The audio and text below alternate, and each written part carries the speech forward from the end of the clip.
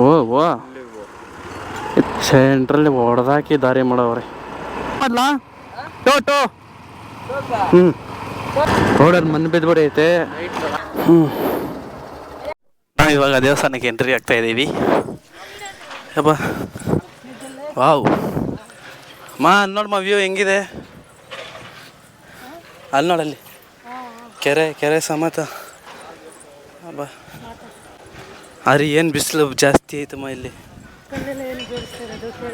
ಮನೆ ಕಟ್ತಾರೆ ಥರ ಜೋಡಿಸಿದ್ರೆ ಗೊತ್ತಿಲ್ಲವಾ? ಇಲ್ಲ ಹೋಗಿ ಬಂದ್ಮೇಲೆ ಕಟ್ಟೋಣ ಬಾ. ಈ ಥರ ಚಿಕ್ಕ ಕಲ್ಲುಗಳು ಜೋಡಿಸೋದು ನಾವು ಬನ್ನೇರಘಟ್ಟದಲ್ಲಿ ಜೋಡಿಸಿದ್ವಿ. ಅನ್ನ ಜೋಡಿಸಿದ್ದೆ ಎಷ್ಟು 1-2 ಜೋಡಿಸಿದ ಕಲ್ಲುಗಳು ಹುಡುಕ್ಬಿಟ್ಟು ಈ ಥರ ಜೋಡಿಸಿಡಬೇಕು. ಎಲ್ಲ ಜೋಡಿಸ್ಬಿಟ್ಟವ್ರೆ. ಇನ್ನೆಲ್ಲ ನಾವು ಎಲ್ಲೈತೆ ಬೆಟ್ಟ ನೋಡಮ್ಮ ಅಮ್ಮ. ನೋಡಿ ಏನು ಸಕ್ಕತ್ತಾಗಿದೆ ಬೆಟ್ಟ. ಸೂಪರ್. ಅರೆ ಏನು ಬಿಸಿಲು ಮಸ್ತು. ಬಿಸಿಲು ಅಂತಂದರೆ ಇನ್ನು ತಮಿಳ್ನಾಡು ಅಂದರೆ ಬಿಸಿಲು ಇದ್ದೇ ಇರುತ್ತೆ ಮನೆ. ಆದರೆ ಈ ರೇಂಜಿಗೆ ಅಂದರೆ ತಮಿಳ್ನಾಡು ಬೆಟ್ಟದ ಮೇಲೆ ಬಂದಿರೋದು. ಕೆಳಗಡೆ ಆದರೂ ಓಕೆ ಒಪ್ಕೋಬೋದು. ಬೆಟ್ಟದ ಮೇಲೆ ಬಂದಿರೋದು ಇನ್ನು ಬಿಸಿಲು ಇಲ್ದಿರ ಇರುತ್ತಾ? ಬಿಸಿಲು ಇದ್ದೇ ಇರುತ್ತೆ. ನಾವು ಅನ್ಕೊಂಡು ಬಂದಿದ್ದ ದೇವಸ್ಥಾನನೇ ಬೇರೆ, ಹೋಗ್ತಾರೆ ಇಲ್ಲಿರೋ ದೇವಸ್ಥಾನನೇ ನಾನು ಅನ್ಕೊಂಡಿದ್ದು ಬಂದಿದ್ದೆ. ಅಲ್ಲೆಲ್ಲ ಹುಡ್ತಲ್ಲ ಅದು ಅಂತಂದೆ. ನಾನು ಹಂಗೆ ಅಂದ್ಕೊಂಡಿದ್ದು. ಆಮೇಲೆ ನೋಡಿದ್ರೆ ಇವ್ರು ಇತ್ಕೊಂಡು ವೇಲೂರು ಹತ್ರ ಹೋಗೋಣ ಅನ್ಬೇಕಾರೆ ಅಂದ್ಕೊಂಡೆ ಓ ಇದೇ ಏನು ಅಂತ ಅಂದ್ಕೊಂಡೆ. ನಿನಗೂ ಶಾಕು ನಿಮ್ಮ ಅಪ್ಪಂಗೂ ಶಾಕು. ನಾವೇನು ಮಾಡೋಣ. ದೇವಸ್ಥಾನ ಅದು ಸಿನಿಮ್ಯಾಟಿಕ್ ಶಾರ್ಟ್ಸ್ ನಾನು ಮೊಬೈಲಲ್ಲಿ ತೆಗೆದು ನಿಮ್ಗೆ ಆ್ಯಡ್ ಮಾಡ್ತೀನಿ ನೋಡಿ. ವಾ ಅದ್ಭುತ. ಫಸ್ಟ್ ಈ ದೇವ್ರನ್ನ ಸಿನಿಮ್ಯಾಟಿಕ್ ಶಾರ್ಟ್ಸ್ ತೆಗೆದುಬಿಟ್ಟು ಆಮೇಲೆ ನಾವು ಅಲ್ಲೋಗಿ ವ್ಯೂ ನೋಡೋಣ. ಆ್ಯಕ್ಚುಲಿ ನಮ್ಮ ಜೊತೆ ಬಂದವ್ರ ಜೊತೆ ಕಮ್ಯುನಿಕೇಟ್ ಮಾಡ್ಬೋದು. ಅವ್ರಿಗೆ ಕನ್ನಡ ಬರೋಲ್ಲ, ತೆಲುಗಲ್ಲೇ ಮಾತಾಡಬೇಕು. ಅದಕ್ಕೆ ಬೇರೆ ನಾನು ಸಪ್ರೇಟರ್ಸ್ ಆಗಬೇಕು. ಸುಮ್ಮನೆ ಯಾಕೆ, ಅದಕ್ಕೆ ನಾವೇ ಸಪ್ರೇಟಾಗಿ ಬಂದು ಮಾಡ್ತಾ ಇದ್ದೀವಿ. ಗೋಪುರದಲ್ಲೂ ಚೆನ್ನಾಗೇ ಕಾಣ್ತೈತೆ. ಆ್ಯಂಡ್ ಈ ಕಡೆ ನೋಡಿದ್ರೆ ಫುಲ್ ವ್ಯೂ ಈ ಕಡೆನೂ ಚೆನ್ನಾಗಿದೆ. ಇದು ನನ್ನ ಫೋನಲ್ಲೇ ಮೊಬೈಲ್ ಬ್ಲಾಗ್ ಮಾಡ್ತೀನಿ, ತೋರಿಸ್ತೀನಿ. ಇದು சுவாமி மலை உச்சியிலே கொடி பறக்குமே கண்முகா,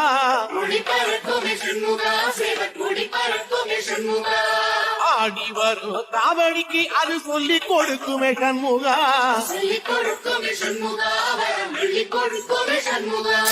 எந்த நேரத்திலும் சண்முகா நீ நின்ற கோலத்திலே சண்முகா, அண்டும் வினைகளை விரட்டி மூலம் காக்கும் தெய்வமே சண்முகா, சன்னிதானம் அதை சுற்றி பலம் வர நெஞ்ச முருகுமே சண்முகா, நெஞ்ச முருகுதே சண்முகா, என் உள்ள ಮುರುಗುದೇ ಷಣ್ಮುಗ.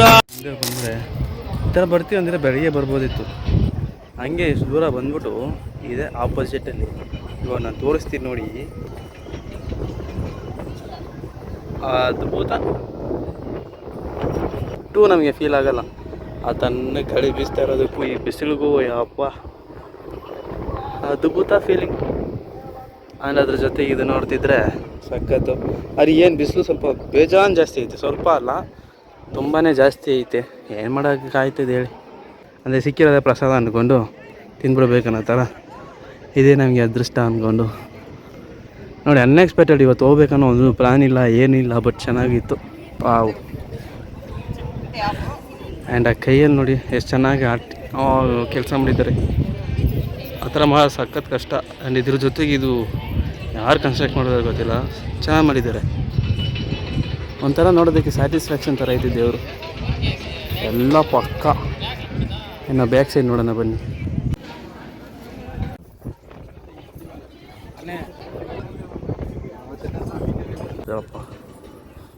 ನೀವು ಡೈರೆಕ್ಟಾಗಿ ಒಂದು ಸಲ ನೋಡಿ ಗೊತ್ತಾಗುತ್ತೆ ಏನು ಡೀಟೇಲಿಂಗ್ ಮಾಡಿಟ್ಟಿದ್ದಾರೆ ಅಂತ. ಸಖತ್ತಾಗಿ ಇಟ್ಟಿದ್ದಾರೆ. ನೋಡೋದಕ್ಕೆ ರಿಯಲ್ ಇದ್ದಂಗೆ ಐತೆ ಪಕ್ಕ. ಅಂತೇಳಿ ಹೇಗಿರುತ್ತೆ ಅನ್ನೋದನ್ನು ನಾನು ತೋರಿಸ್ತೀನಿ. ಆ್ಯಂಡ್ ಈ ಕಡೆ ಬಂದು ನಡ್ಕೊಂಬರೋದು. ನಾವು ಬರ್ಬೇಕಾದ್ರೆ ನೋಡಿದ್ವಲ್ಲ, ಸೊ ಈ ಕಡೆಯಿಂದ ಬಂದರೆ ನಡ್ಕೊಂಡು ಮೇಲಕ್ಕೆ ಬರ್ತೀವಿ, ಈ ಕಡೆಯಿಂದ ಬಂದರೆ ಗಾಡೀಲಿ ಬರ್ತೀವಿ. ಹಿಂದೆನೂ ಕರೆಕ್ಟಾಗಿ ಮಸ್ತಾಗಿ ಮಾಡಿದ್ದಾರೆ. ಯಾರು ಮಾಡಿದಾರೋ ಗೊತ್ತಿಲ್ಲ. ಈ ಥರ ಶಿಲೆ ಎಲ್ಲ ಮಾಡೋದು ಸುಮ್ಮನೆ ಸಖತ್ ಕಷ್ಟ, ನಿಮಗೆ ಗೊತ್ತಿರುತ್ತೆ. ಆದರೂ ಇದರಲ್ಲಿ ಪಕ್ಕ ಡೀಟೇಲಿಂಗ್ ಮಸ್ತಾಗಿ ಮಾಡಿದ್ದಾರೆ ಅಂದರೆ ಸೂಪರ್. ಸೊ ನಾವು ಯಾರನ್ನ ನೋಡೋಕ್ಕೆ ಬಂದಿದ್ದೀವಿ ಅಂತಂದರೆ ಮುರುಘಾ ಅನ್ಬೋದು, ಕಾರ್ತಿಕ ಅನ್ಬೋದು, ಸುಬ್ರಹ್ಮಣ್ಯ ಅನ್ಬೋದು. ಎಷ್ಟು ಹೆಸರಿದೆ, ಸೊ ಅಷ್ಟು ಹೆಸರಲ್ಲೂ ಕರೀಬೋದು. ಶಿವನ ದೊಡ್ಡ ಪುತ್ರ ಮುರುಘಾ.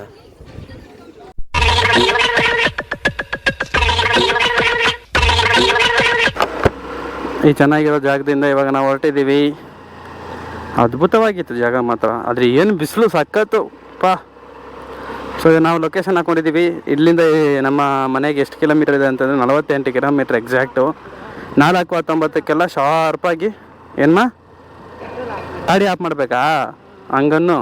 ಅರೆ ಈ ಥರ ತಪ್ಪು ನಾವು ಯಾವಾಗೂ ಗೇರ್ ಗಾಡೀಲಿ ಮಾಡ್ಬಾರ್ದು. ಗಾಡಿ ಆಫ್ ಆಗೋಯ್ತು.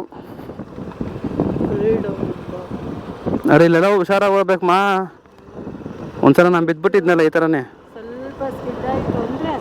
ವಾವ್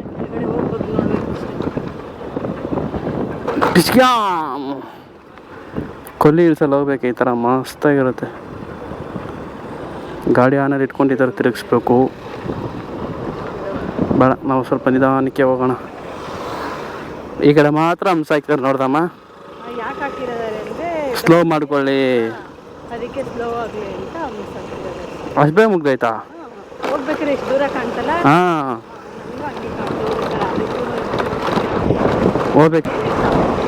ಯಪ್ಪ ಏನು ಗಾಳಿ ಹೊಡಿತೈತೆ. ಸೊ ಹೋಗ್ಬೇಕಾದ್ರೆ ತುಂಬ ದೂರ ಅನ್ನಿಸ್ತು. ಬರ್ಬೇಕಾದ್ರೆ ನೋಡಿ ಎರಡೇ ಕರು ಮುಗ್ದೋಯ್ತು. ಸೂಪರಾಗಿದೆ. ಅರೆ ವೆದರ್ ಮಾತ್ರ ಸ್ವಲ್ಪ ಸಪೋರ್ಟ್ ಮಾಡಿದರೆ ಇನ್ನೂ ಮಸ್ತಾಗಿರೋದು. ಎಲ್ಲ ಟೀ ಕುಡಿಕೊಂಡು ಹೋಗೋಣಮ್ಮ. ವೇಲೂರಿಂದ ಈ ದೇವಸ್ಥಾನಕ್ಕೆ ಎಷ್ಟು ಕಿಲೋಮೀಟರ್? ಜಸ್ಟ್ ಒಂದು 4 to 5 ಕಿಲೋಮೀಟರ್ಸ್ ಅಷ್ಟೇ. ಇಲ್ಲಿಂದ ಹೊಟ್ಟಿದ್ದೀವಿ ನಾವು. ಹೇಳೋದಮ್ಮ ಈ ಬಿಸಿಲಿಗೆ ತಲೆನೋವು ಪಾ, ಟಯರ್ಡ್ ಆಗಿಬಿಡ್ತೈತೆ ಈ ಬಿಸಿಲಿಗೆ. ಸ್ವಲ್ಪ ಹೊತ್ತು ನಿಂತ್ಕೊಂಡಿದ್ದಕ್ಕೆ ಸಾಕಾಗ್ಬಿಡ್ತು. ಅದ್ರ ಬಗ್ಗೆ ಇನ್ಫಾರ್ಮೇಷನ್ ತಿಳ್ಕೊಬೇಕಾರೆ ಹೇಳ್ತೀನಿ ನಿಮಗೆ. ಬಟ್ ನಿಜವಾಗ್ಲೂ ಬಿಸಿಲಿಗೆ ತಲೆ ಸುತ್ತಿ ತಲೆನೋವು ಬಂದುಬಿಡ್ತಾಯಿತ್ತು. ಬಟ್ ಅವಾಗ ಗಾಳಿ ಬೀಸ್ತಿರೋದಕ್ಕೆ ಎಸ್ಕೇಪ್ ಆಗ್ತಿದ್ವಿ. ನಾವು ಹೈವೇಗೆ ಬಂದಾಯಿತು. ನಾವಿವಾಗ ಹೈವೇಗೆ ಬಂದಾಯಿತು. ಸೊ ಇಲ್ಲಿಂದ ಎಷ್ಟು ಕಿಲೋಮೀಟರ್ ಇದೆ ಅಂತಂದರೆ 45 ಕಿಲೋಮೀಟ್ರು. 1 ಅವರಲ್ಲಿ ಹೋಗಿ ರೀಚ್ ಆಗ್ತೀವಿ ಅಂತ ತೋರಿಸ್ತೈತೆ. ಸೊ ಬನ್ನಿ, ಇನ್ನೂ ಒಂದು ಊರಿದೆ, ಆ ವೇಲೂರು ಒಂದು ದಾಟಿಬಿಟ್ರೆ ಅಲ್ಲಿ ಸಿಟಿ ರೋಡು. ಅದಾದಮೇಲೆ ಆರಾಮಾಗಿ ಹೋಗ್ಬೋದು. ಸ್ವಲ್ಪ ಟೈಟ್ ಮಾಡ್ಕೊಬಿಡೋಣ. ಯಾಕೆ ಸುಮ್ಮನೆ ಟೈಮ್ ಸರಿ ಇಲ್ದಿರಬೇಕಾದ್ರೆ ಎಗರ್ಕೊಂಡು ಹೋಗ್ಬಿಟ್ಟು ಅಂದ್ಕೊಳ್ಳಿ ಕಷ್ಟ ಅನ್ನೋದು. ದೇವಸ್ಥಾನ ಬಗ್ಗೆ ಹೇಳ್ಬೇಕಂದ್ರೆ ತುಂಬ ಚೆನ್ನಾಗಿದೆ. ಆದರೆ ಹೇಳಿದ್ನಲ್ಲ, ಹೇಳ್ದಂಗೆ ವೆದರ್ ಸ್ವಲ್ಪ ಕೂಲಾಗಿದ್ದರೆ ಮಸ್ತಾಗಿರೋದು. ಸಖತ್ ಬಿಸಿಲು ಕಣ್ರಿ ಇಲ್ಲಿ. ಅಪ್ಪ ಬೆಂಗಳೂರು ಎಷ್ಟೋ ಮಸ್ತಾಗೈತೆ ವೆದರು. ಈ ವೆದರ್ಗೆ ಅಪ್ಪ ತುಂಬ ವರ್ಸ್ಟ್ ಆಗೈತೆ ಇಲ್ಲಂತೂ. ರೈನಿ ಸೀಸನಲ್ಲಿ ಬಿಸಿಲು ಯಾಕೆ ಇಷ್ಟು ಬರ್ತೈತೆ? ಸ್ವಲ್ಪ ಬಿಸಿಲು ಸಖತ್ ಜಾಸ್ತಿ ಐತೆ. ಬೆಂಗಳೂರು ವೆದರ್ ಯಾವುದಕ್ಕೂ ಕಂಪೇರ್ ಮಾಡೋದಕ್ಕಾಗಲ್ಲ, ಅಷ್ಟು ಮಸ್ತಾಗಿರುತ್ತಲ್ಲ. ಇಲ್ಲೇ ಸ್ವಲ್ಪ ಕಾಡು ಹತ್ರಕ್ಕೆ ಹೋದಾಗ ರೀಚ್ ಆದ್ಮೇಲೆ ಕಂಟಿನ್ಯೂ ಮಾಡ್ತೀನಿ. ಇದು ಅದಕ್ಕೆ ಮುಂಚೆ ಏನಾದ್ರು ಇಂಟ್ರೆಸ್ಟ್ ಆಗಿ ತೋರಿಸಿದ್ರೆ ತೋರಿಸ್ತೀನಿ. ಇಷ್ಟೊತ್ತು ಅಲ್ಲೇ ಕಾಯ್ತಾ ಇದ್ವಿ. ಇವರಿಬ್ರು ನೋಡ್ತಾ ಇದೀವಿ ನಾವು, ನಮ್ಮಿಂದಾನೇ ಬರ್ತಾಯಿದ್ರು. ನೋಡಿದ್ವಿ ಇವಾಗ ಬ್ರಿಡ್ಜ್ ಕಡೆಯಿಂದ ಬರ್ತವ್ರೆ. ಇನ್ನು ನಮ್ಮ ಜೊತೆ ಇನ್ನೂ ಇಬ್ಬರು 2 ಗ್ಯಾಂಗ್ ಬಂತು ನೋಡಿ. 1 ಬೈಕು 2 ಬೈಕು. ಆ ಇಬ್ಬರು ಮತ್ತೆ ಇದೇ ಸೇಮ್ ಕೆಳಗಡೆಯಿಂದನೇ ಬರ್ತಾರೆ. ನಾವು ಮಾತ್ರ ಮೇಲಿಂದ ಬಂದಿದ್ದೀವಿ. ವೈ ನಾವೀಗ ಇಲ್ಲಿ ಲೆಫ್ಟ್ ತಗೋಬೇಕು. ಅಪ್ಪ ಈ ಮಿಡಲ್ ಹಾಕೊಂಡ್ರೆ ನಿಜವಾಗ್ಲೂ ಕಣ್ಣೇ ಕಾಣ್ತಾ ಇಲ್ಲ. ಕಣ್ಣು ಕಾಣ್ತೈತೆ, ಬಟ್ ಎಲ್ಲ ಆ್ಯಂಗಲಲ್ಲೂ ಕಾಣ್ತಾ ಇಲ್ಲ. ಬರೀ ಸ್ಟ್ರೈಟ್ ಮಾತ್ರ ಮಸ್ತಾಗಿ ಕಾಣ್ತೈತೆ. ಇನ್ನು ಆ ಕಡೆ ಈ ಕಡೆ ಸ್ವಲ್ಪ ಅಡ್ಜಸ್ಟ್ ಮಾಡ್ಕೊಂಡು ನೋಡಬೇಕು, ಆ ಥರ ಆಯ್ತೈತೆ. ಬರ್ರಿ ಫಸ್ಟು ರೆಡಿಯಾನ ಹೋದ್ರಪ್ಪ ಇವರು.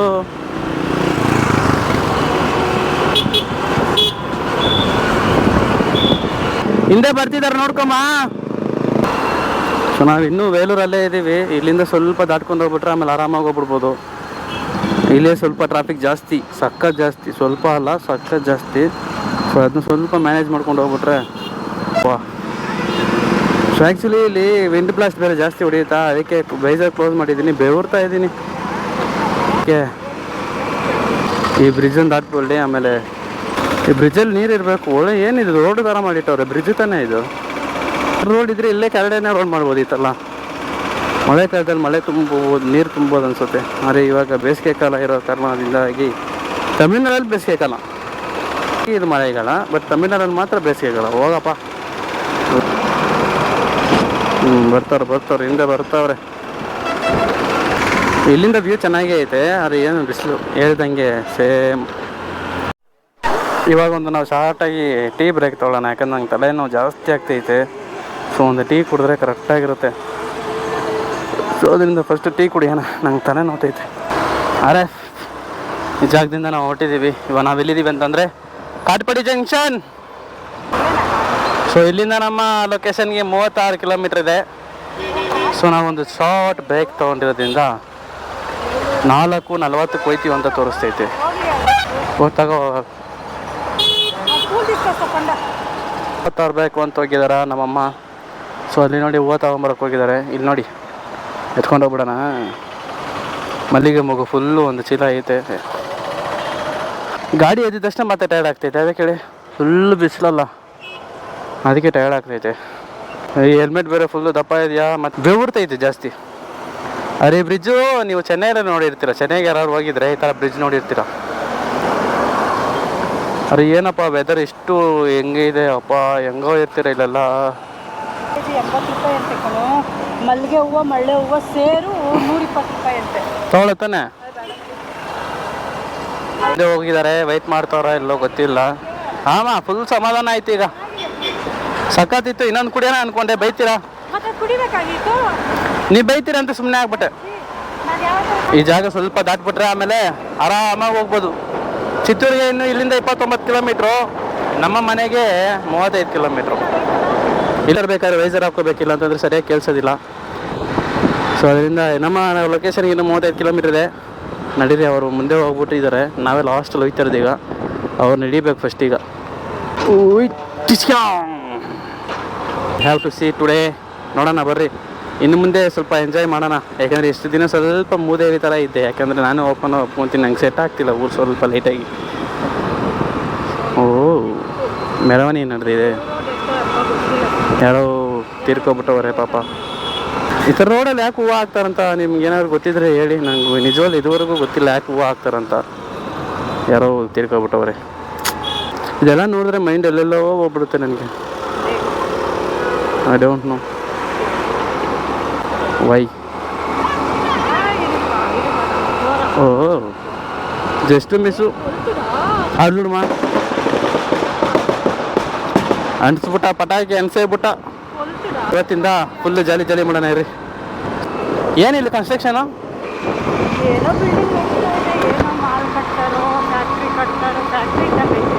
ಓಹೋ ಸರಿಯಾಗಿ ಕಟ್ತವ್ರೆ.